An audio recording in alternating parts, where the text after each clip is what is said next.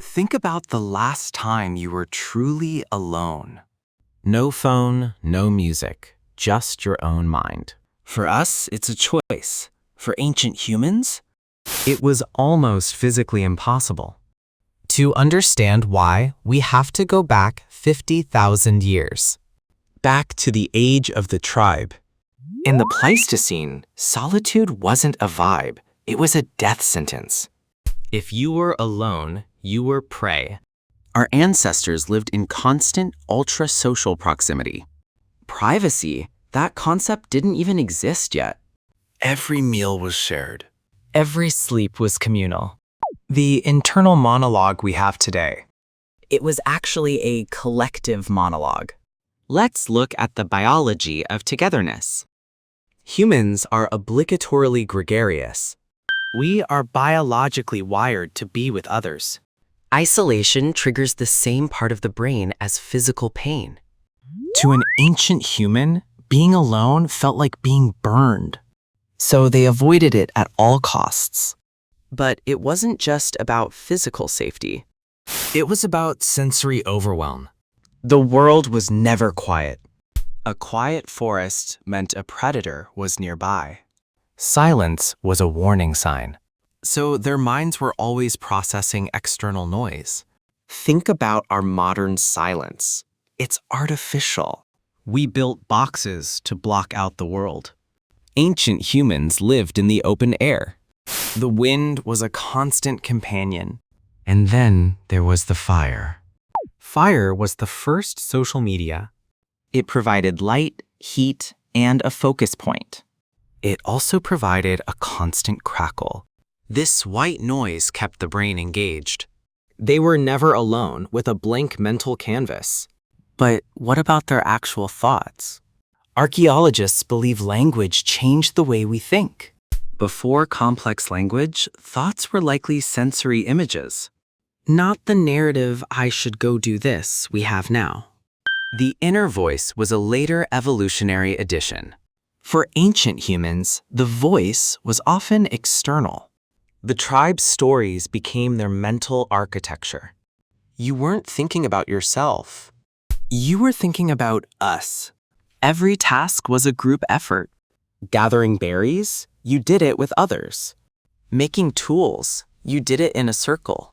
The feedback loop was constant. There was no space for the solitary genius. There was only the collective wisdom. But what happened when they did find themselves alone? Usually it was by accident or tragedy. A hunter lost in a storm. Their brain would go into hyperarousal. Cortisol levels would skyrocket. The mind wouldn't reflect. It would search. Search for a way back to the group. The internal voice was just a homing beacon. Even their spirituality was communal. Gods didn't speak to individuals in private. The spirits spoke through the shaman, in front of everyone. The ritual was the group mind in action. There was no such thing as a personal relationship with the divine. It was a tribal relationship. And what about the self? Ancient humans didn't ask, "Who am I?" They asked, "Where do I fit?" The concept of an individual identity is surprisingly new. For most of human history, you were your role. A hunter's thoughts were hunter thoughts. They weren't ruminating on their childhood trauma. The immediate environment was too demanding. Every thought had to lead to action. This active brain didn't allow for daydreaming.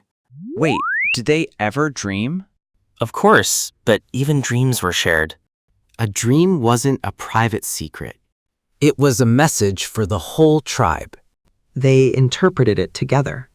The boundary between my mind and your mind was blurry.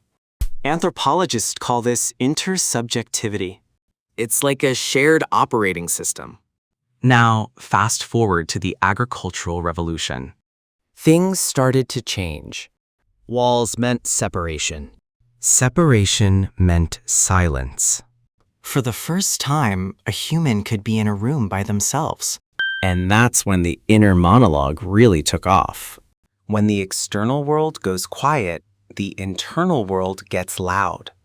But wait, did ancient humans miss out on something?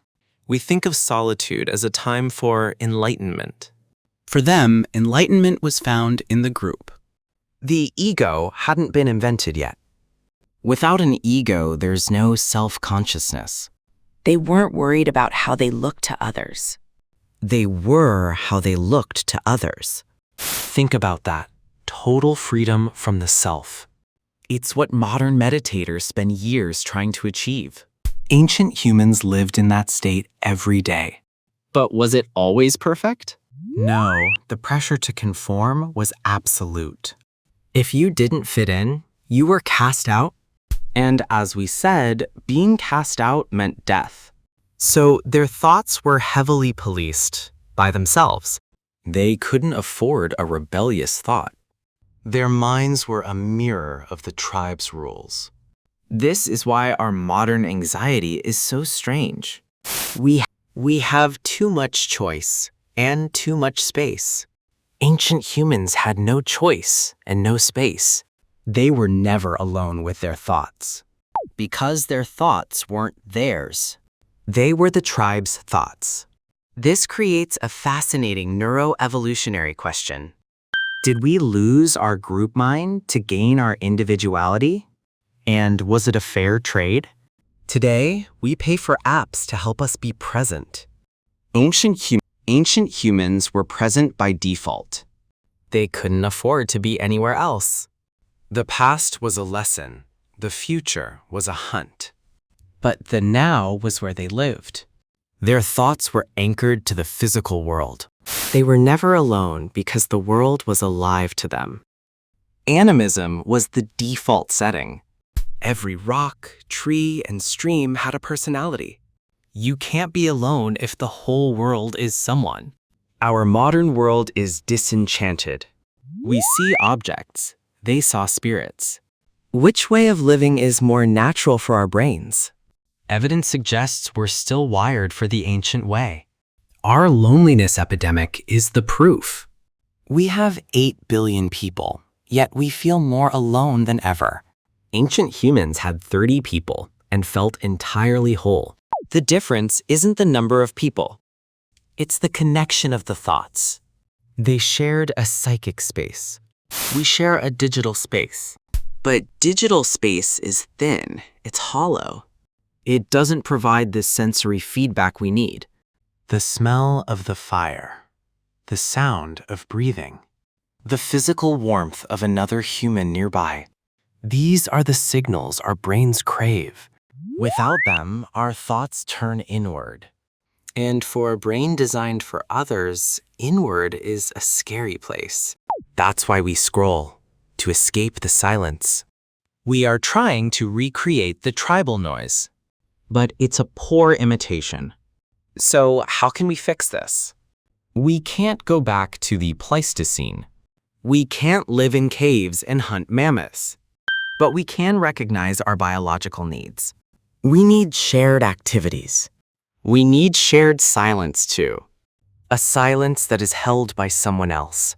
Ancient humans were never alone with their thoughts because they were part of a larger mind. A mind that stretched across the whole tribe. And maybe, just maybe, that was their greatest strength. Their thoughts weren't a prison. They were a bridge. A bridge to the people around them. And a bridge to the world itself. So next time you feel lonely, remember that your brain wasn't built for this. It's okay to need others. It's okay to want the noise. In fact, it's what makes you human. Our ancestors survived because they were never alone. And we will too, if we remember how to be together. no more scrolling into the abyss. No more living only in your head. Step out into the collective. Find your tribe. And let your thoughts breathe. Because you were never meant to carry them alone. Thanks for watching. Subscribe for more journeys into the human mind. See you next time.